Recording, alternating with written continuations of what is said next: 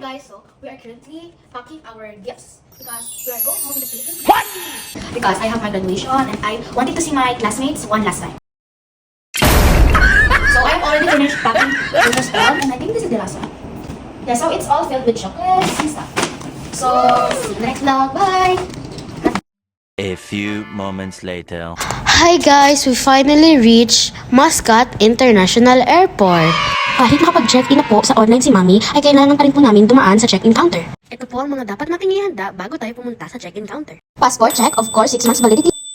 Resident ID check, of course, a valid resident ID that is not expired. E-travel pass check. Paalala lang po sa mga parents na may kasamang dependents, gawan niyo po ng pangsariling e-travel pass ang inyong dependent upang maging smooth ang ating check-in. Last but not the least, flight ticket check. Of course, alam naman nating lahat na hindi tayo makakapag-travel kapag wala tayong flight ticket. Yay!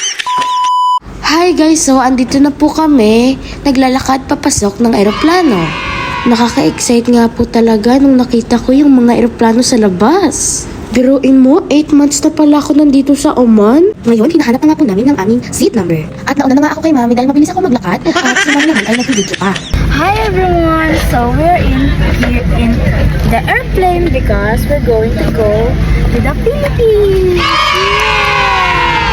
So we are in Oman Air. So wish us luck and protection while we are on the flight so that we can go home safely.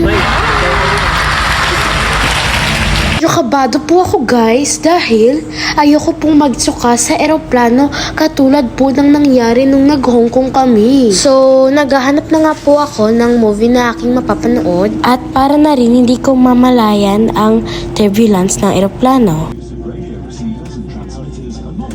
Ready to take off na nga po kami guys. Hintayin niyo po kami sa panibagong vlog kapag nakarating na kami sa Pilipinas.